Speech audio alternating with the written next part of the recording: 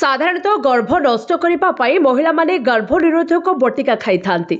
तेबे यहाकु नहीं महिला मन में अनेक प्रश्न उठी थाए। यह आम स्वास्थ्य लाभदायक ना हानिकारक? तेबे आज वीडियो रे मु आपनकु कहबी गर्भ निरोधक बटिका आम स्वास्थ्य हानिकारक ना लाभदायक।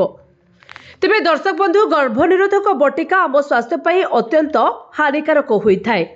महिला माने लगातार गर्भ निरोधक बटिकार सेवन करिले सेमानकर ओजन साधारण ठारो अधिक बढ़ी जाए। बेले बेले ओजन एते अधिक बढ़ी जाए जे अनेक रोगर शिकार हेबाकु पड़ी थाए। तेणु डाक्टर को बिना अनुमति बिना ए बटिका को खाइबा भूल अटे।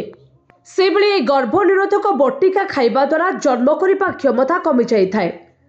ए बटिका सेवन करिबा द्वारा मुंड व्यथा एवं थकापण भली समस्या देखा जाए। बेले बेले समस्या एते बढ़ी जाए जे बंध्यापण रे मध्य आक्रांत हेबाकु पड़ी थाए। गर्भ निरोधक बटिका खाइबा द्वारा रक्त रे अशुद्धता आसी थाए।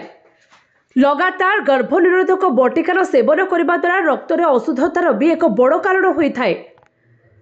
कौन युवती बा महिला रक्त रे अशुद्धता देखा दिए तेज अल्प क्षत होगा खेली अधिक रक्त बोहवा भली असुविधा देखा दे थाए। से भली गर्भ निरोधक बटिकार आउ एक खराब गुण होउछि याहाकु जेते अधिक व्यवहार करेंगे शरीर में रोग प्रतिरोधक शक्ति कमी जाई थाए। अर्थात इम्यूनिटी सिस्टम कमी जावा परे महिला को अधिक रोग मध्य होता है एवं यही रोग शीघ्र मध्य ठीक होई न थाए।